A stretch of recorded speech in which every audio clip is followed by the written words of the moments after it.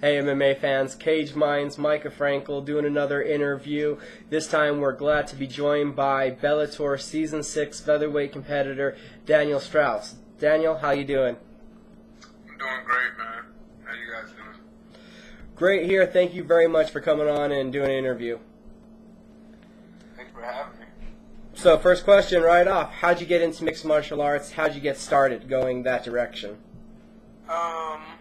I actually, there was a friend of mine that I used to wrestle with in high school.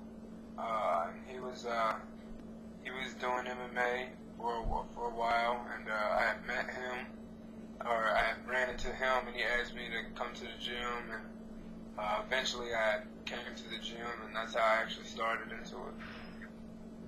How long ago has that been now since you started training? It's been about either 3 or 3.5 years. So really, you're another wrestler transitioning in, and how much have you felt that's helped you learning mixed martial arts, coming from that wrestling background? I think it's helped me a lot, mainly just because of the focus and discipline that I know that I need, that, what it takes to, do, to learn the art. So, I know it wasn't going to be easy for me. I didn't have the best boxing when I came in. I actually, stood orthodox when I was boxing. I didn't know anything about jiu-jitsu. I didn't know anything about, Muay Thai. All I knew was wrestling. So, slowly I started to, grow. I started working on my hands a lot. I switched my stance to a southpaw stance. Started working on my, like I said, my boxing, and then my Muay Thai came, and then my jiu-jitsu came, and, and I just learned, and I just started growing from there, and it's been great ever since. You said you had switched your stance. Are you right-handed or left-handed? I'm actually left-handed, but I used to stand orthodox just because that's just how I thought, you fight. But. Is that how you wrestled, too, when you used to wrestle more? I was versatile wrestler. And the thing with wrestling, I wrestled for so long now. I wrestled with each, both legs as a dominant leg. So it didn't really bother me to wrestle either way, All right. So you're going into the Season 6 tournament. This time you're competing at the featherweight. Does it matter lightweight to featherweight to you? Which? This is my second featherweight tournament. I enjoy fighting at featherweight. It's kind of weird because fighting at this level right now, I definitely do enjoy fighting at featherweight. It's a little tougher. It's but I've always loved to fight at lightweight. I'm not a huge 55, but that's where I started at, and it was something I like to do. But when I got the call from Bellator, and they were like, well, we needed to fight at 45. I jumped on it.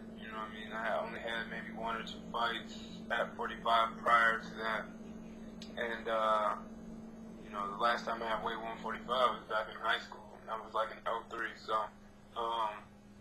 I knew it was gonna be tough. I just told myself I can do it. And I started slowly. I wasn't actually, like I said, I wasn't a big 55er. I walked around about like 55. No more than like 58.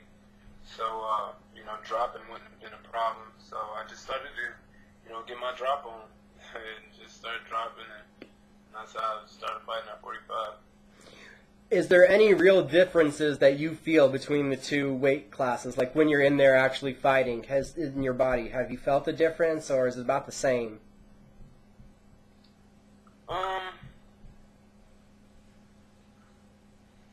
I personally haven't felt a difference. The guys that are at 55 to me are just as strong as the guys at 45.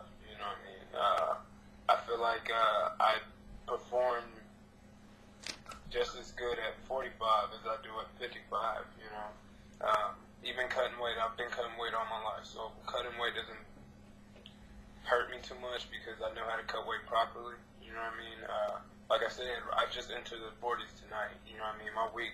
My fight isn't until next Friday. You know what I mean? So, you know, some guys kill themselves trying to get that last pound, and I don't. You know what I mean? So, you know, to me, it never has been a big difference. It's just been, you know, different names, different guys. So, what's a normal training camp leading up to a fight usually consist of for you? Like, how many weeks and how many times a day? I'm at the gym maybe between 5 to 6 times a week, usually between 8 to 12 hours a day. Different things, you know what I mean? Doing a lot of running, a lot of, you know, jits, a lot of boxing, depending on who I'm fighting and what we're preparing for. You know what I mean? Well, I'll mix it up or whatnot. But, you know, every day I just go in there and I get my work in. You know, I get my boxing in, I get my team rolling in. We also, you know, then I'll get my jits in or my Thai or whatever, what have you. Every other day I'll go and get my strength and conditioning done at, you know, at another place. So, you know, I just keep busy, you know what I mean? And then when I'm done with that and I get home and, you know, I'm bored or whatever, you know, just to push myself, or even if I miss out on something out of practice, you know, I'll go for my you know, my run at home, or, you know, do some squats and push-ups and pull-ups at home, or, you know what I'm saying? So I'm constantly working, you know what I mean? There's a few days that I do, you know, I'm not going to lie, I've taken off a few days because, you know, today you're just not feeling it, or, you know, last week just wasn't a good week for you, you know what I mean? So sometimes, yeah, when you're going through camps, you do have, you know, certain days where you're just like, man, I'll give it a shot tomorrow. But, you know, for the most part, I'm, you know, always in the gym. Usually a camp. Well, prior to Bellator, I really didn't have many camps because, you know, I was a short notice fighter. You know what I mean? They would pull me out of short notice like, hey, yo, fight in, you know, a week. Do you want to take it? Hell yeah, I want to take it. You know what I mean? So it never was pretty much a lot of time to prepare for guys. And now that I do have, you know, 6 and 8 weeks to prepare for guys, you know, I really didn't change much as far as my camps. So, you know. Well, for you, because there's so many different forms of martial arts, you know, there's several, you know, different types of striking techniques and then different grappling techniques. Where do you feel you're weakest at that you have the most room to grow at? I can always grow, you know, just as a fighter, period. My wrestling, you know, I was a senior national champ, but I still feel like I can grow as a wrestler. You know what I mean? I can always grow on the ground. I can always get better at everything. You know what I mean? There's also parts that I don't know. So, you know, there's always room to grow. There's always things that you don't know. There's always things that, you know, you can be shown. There's always things that you can touch up on. There's always, you know, something. So, you know, I feel like I can always grow, you know, no matter what it is, even at my strengths. You know what I mean? I'm a quick guy. I think I can get quicker. You know what I mean? You know, I'm fairly strong. I think I can get stronger. You know what I mean? The moment that I feel like that I'm at my limit of learning, you know, then that's it for me. You know what I mean? Because if I can't learn no more, then that's the end of the road for you. So, you know, as of right now, I just feel like I can keep going in everything. I've asked you about your weakness. Do you feel that there's one particular area where it's your greatest strength, whether it be cardio, the speed, strength, the wrestling?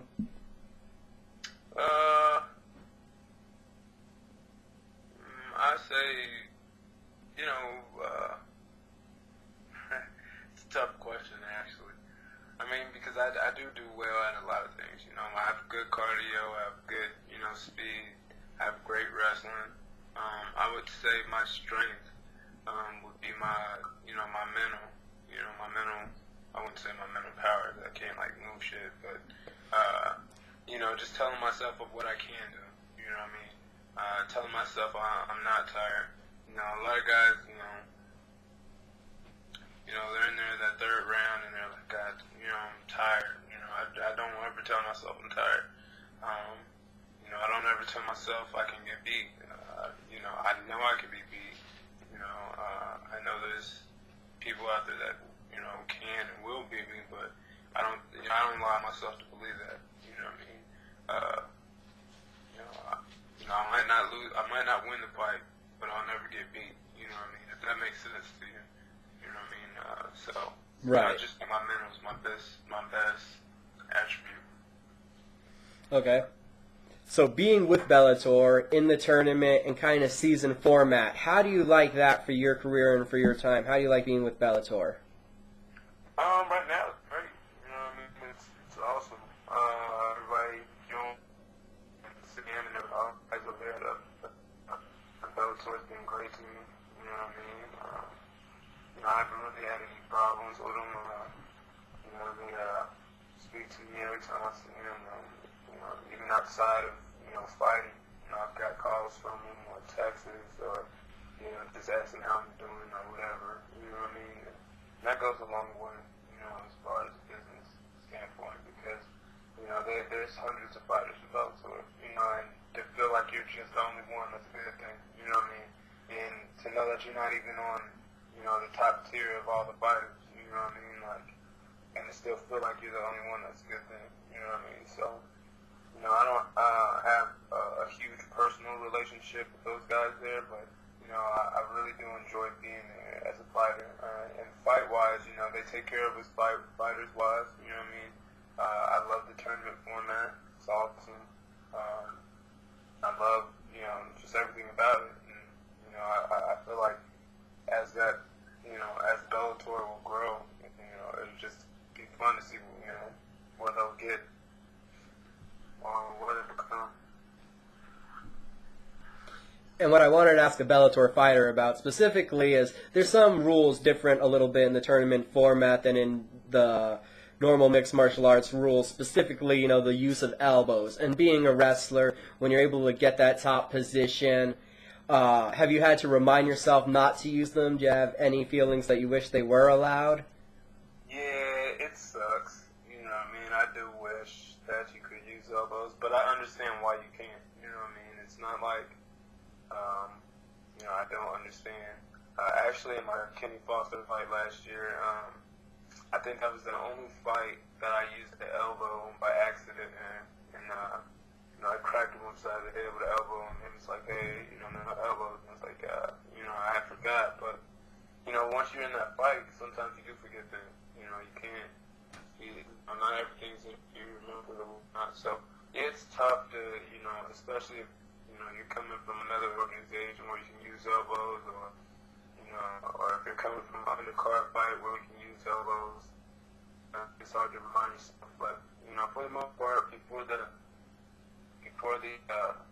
fight, they do the rules and they tell us, hey, no elbows. You have a pretty lock in your head that you can, but I feel like it's part of the fight game, so I feel like it should be allowed. You know, with it being back-to-back fights, you know, I do understand, like, you know, the danger of having elbows, but, you know. Right.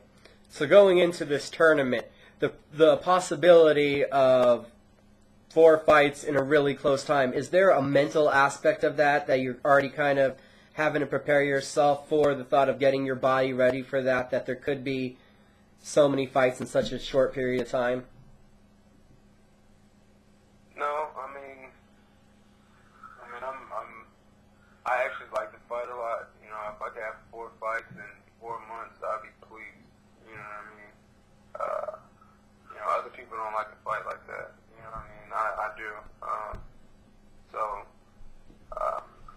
With that being said, I just, you know, make sure I try to recover as well as much as I can, and treat my body properly. You know what I mean? That way I don't, you know, any unwanted and unadded, you know, spoilages to my body I don't need. So I try not to do anything, you know, as far as like, you know, smoking and drinking a lot, you know, eating junk food all the time. Try not to do that, especially when, you know, you're in this tournament, because, you know, you want your body at, you know, the best. So, I definitely try to, you know, keep my body relaxed and be recovered and well rested, so that I can get these tournament fights, that way, without getting, minimizing my injury. Okay, so we've seen you have a very impressive record, 17-4. Out of those 4 losses, what's the biggest lesson that you've learned coming away from one of those?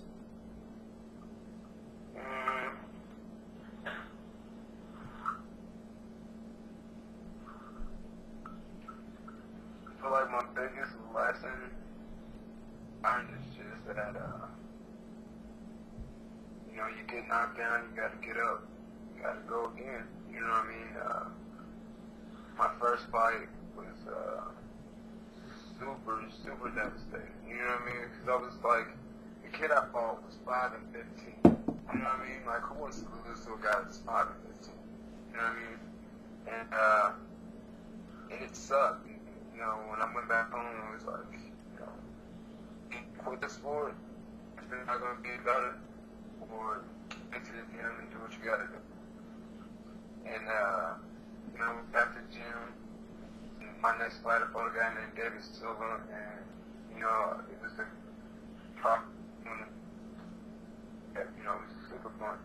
But the fight after that, I still had a big, cut over my eye, and I lost that next fight, you know what I mean? And it was just like, wow, you know what I mean? Like, I can't believe I lost this fight. So I shouldn't have lost it, but, like you do this, so it's like, get to the gym, get back to the you know what I mean? So, after each loss, like, that's all I've ever tried to do, just get back to the gym and get back from it, It's like a quarterback, that, you can't let that in you.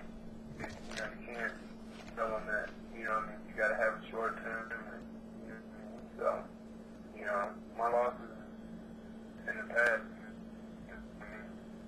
I had it, now I forgot about it, it's time to move on and get better and beat the next. Okay. I had another couple questions about more MMA rules. Like, would you mind if you fought with the Pride style rules? The kicks on the ground, the yellow cards for, not completely fighting all the time, stuff like that. Would you be interested to see those rules transition over to American MMA? I would love to kick the mind in the face. No, I don't know. It has good and bad. It makes for more exciting fights. So I think a lot of people would want to, but as far as like a fighter wise, never small.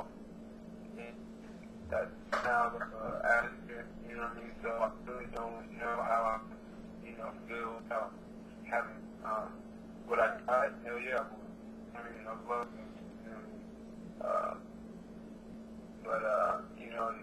me not being in that position, never having to, fight like that before, it'd be hard to say that I would love it to be, because I've never, fought under those rules, so. Okay.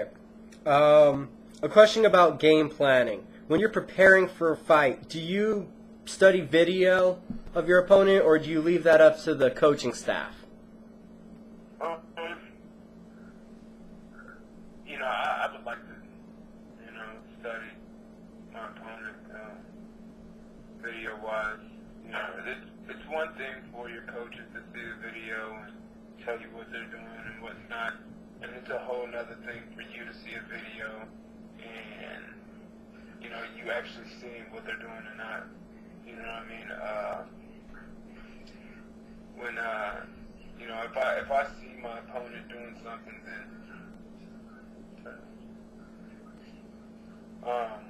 if I can see my opponent, it helps me, relate to what he does.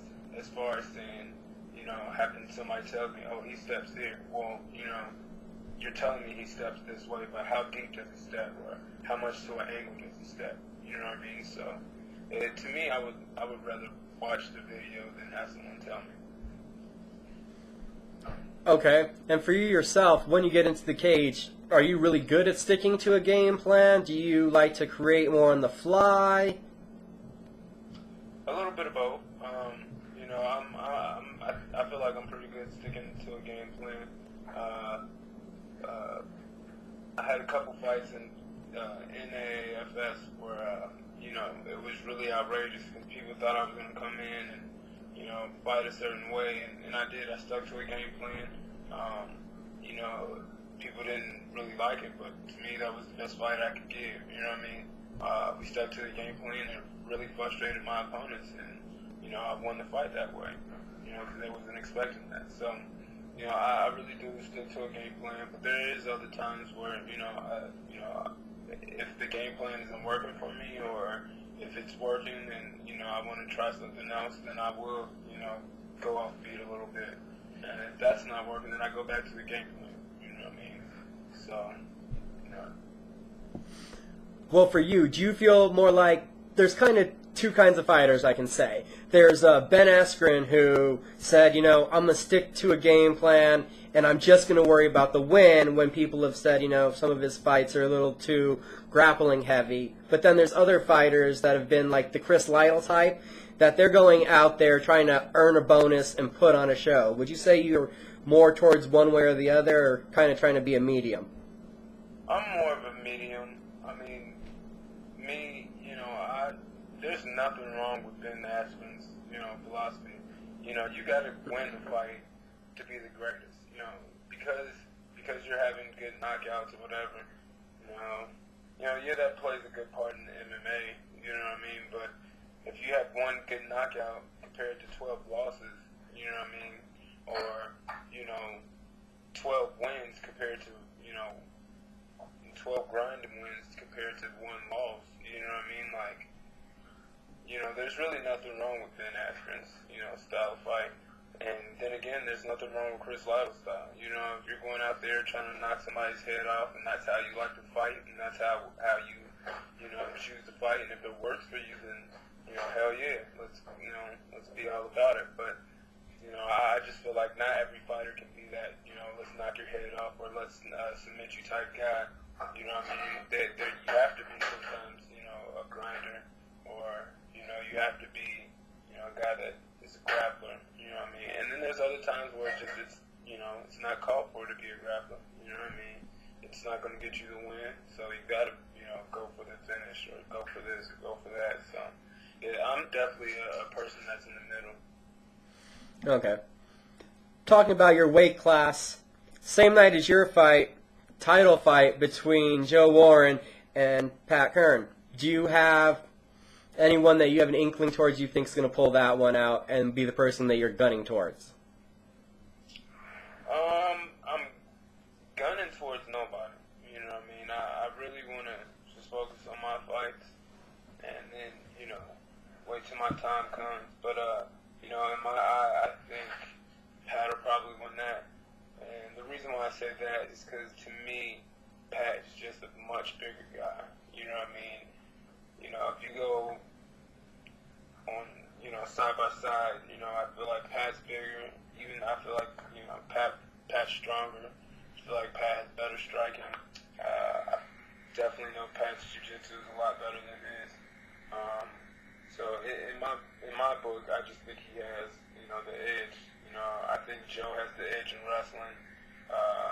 Joe definitely has the edge in, you know, topside wrestling as far as like Greco and throws and stuff like that.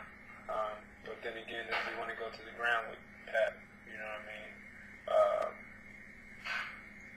The other thing though is that, you know, you can't never really count Joe out. You know what I mean? Joe has that belt for a reason. You know what I mean? Because he's a tough dude. So, you know, I definitely respect Joe Warren. So it's gonna be a good fight. It definitely is, and I can't wait to see it. Okay. And then to ask you about some fights that have already happened that have been kind of hot button on MMA fans. Did you have any kind of problems with the last two close decisions? The Nick Diaz, Carlos Condit fight, the Frankie Edgar, Ben Henderson fight. Did you watch those? Yeah, I did. And did you have any differing opinions from the decision. How did you feel about those? I felt like Diaz won.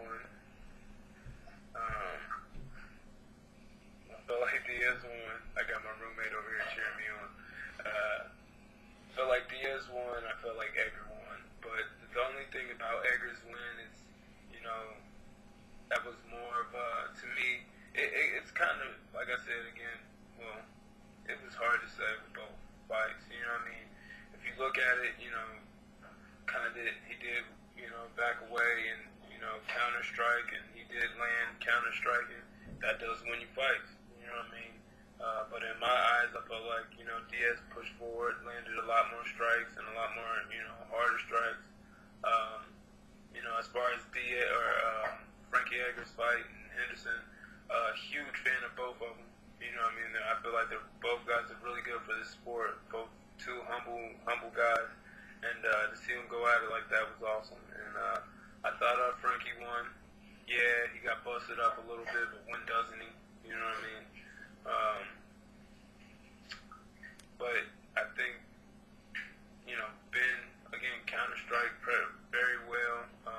I think the takedowns that Frankie had definitely had a big edge in it. Any other time in fights, takedowns mean something. For some reason, I felt like in that fight, it just didn't mean anything. The other thing, though, was that, Ben was getting right back up from those takedowns. That might be the case, but a takedown's a takedown. You know what I mean? Either you got to score it as a takedown or don't score it at all as a takedown. So, in my eyes, I feel like, Diaz won that fight, and not Henderson, but Edgar won that fight. Okay. And then going on to a fight upcoming now this weekend, Miesha Tate and Ronda Rousey. Do you have an opinion on that upcoming women's battle in Strikeforce?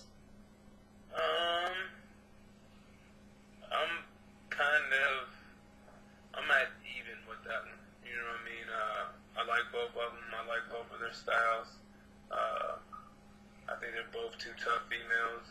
And actually, I think it's just going to be a complete war, man. I'm excited to see it. I'm actually thinking I'm going to be going up there to see that because I have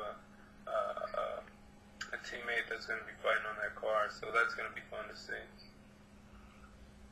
So you'll be there cheering on Roger? Oh, yeah, for sure. Okay. So back to you in your tournament. You already said it, one fight at a time, or is there any thought of the next round or possible season, finale? Any thoughts of those in your head yet, or just one fight at a time? Just one at a time, man. I mean, I can't really focus on the next person, you know what I mean? Because, Jeremy Spin's not somebody to be overlooked, you know what I mean? He's 12-0 for a reason. He's in the tournament for a reason, and, they gave him to me for a reason. And in my opinion, it wasn't because, he can be beat. That's just my opinion, you know what I mean? I don't think they gave him to me because, he was the easy guy, you know what I mean? So I really can't look past him and be like, oh, well, I might have this guy next, or I want to fight this guy next, because, if I do that, there might be a chance that I won't be fighting anybody next, you know what I mean? So I really just want to focus on him, focus on, what his strengths and what his weaknesses are, and, how can I beat him? How can I get a W over this guy? How can I handle his first loss? Right. Well, I'd like to thank you for the interview and thank you for the time and wish you best of luck in the Season 6 tournament. Give you a second. If there's anyone you want to shout or anything, go for it. Thanks, man. I just want to say thank you to all my friends, family, and fans, man. I definitely couldn't do it without the fans and everybody. I just want to thank Intimidation, ML Management Group, my home gym, my vision, and all my sponsors, anybody that's helping me out, Bangtown, and all those guys. And I just want to say thank you to you guys for your help and and allowing me to come on and share my mind with you guys. Again, thank you for being on. This has been Caged Minds, interview with Daniel Straus. Uncage the war within yourself, and make sure to watch Bellator on Friday nights on MTV too, starting March 9th. Thank you, guys. Have a good night.